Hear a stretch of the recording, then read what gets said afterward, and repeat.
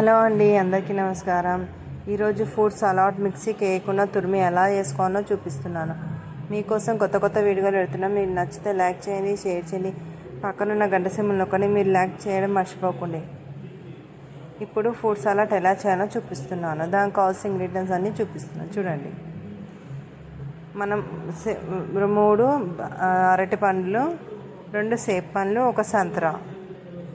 మనం ఇప్పుడు ఇవన్నీ తురిమేసుకోవాలి. ఎలా తురుపుకోవాలో చూపిస్తున్నాను. నేను ఒక చేతిని వీడియో తీస్తున్నాను, ఒక చేతిని సేబ్ పండు ఎలా గిరానో చూపిస్తున్నాను చూడండి. ఇలా తురుముకోవాలి. ఇదంతా తురిమిన తర్వాత ఇప్పుడు సేబ్ పండు అయిపోగానే బనానా గిట్ట తురిమేసుకోవాలి. చూడండి, బనానా గిట్ట ఎలా తురుముకోవాలి. చాలా అంటే చాలా బాగుంటుంది. నీకు నచ్చుతుంది అనుకుంటున్నాను. మనం మిక్సీకి వేయకుండా ఇలా ఫ్రూట్ సలాడ్ ఇలా చేస్తున్నాము. మిక్సీకి వేయకుండా కేవలం ఇది సంత్రపండు ఇత్తులుగడ పక్క పడిపోతే ఏం నలిగిపోవి, పక్క పడిపోతాయి. చూడండి, ఫ్రూట్ సలాడ్ రెడీ అయిపోయింది. మిక్సీకి వేయకుండా మనం తురిమి ఎలా వేసుకోవాలో చూపించాను.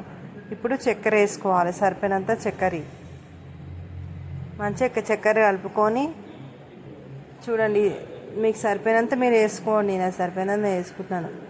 కొందరు సప్పగా తినేటోళ్ళు ఉంటారు, కొందరు తీయగా తినేటోళ్ళు ఉంటారు కదా. కొన్ని వాటర్ వేసుకోవాలి. ఎక్కువ వేయకుండా కొద్దిగా వేయండి. పాల బదులు నేను వాటర్ వేస్తున్నాను.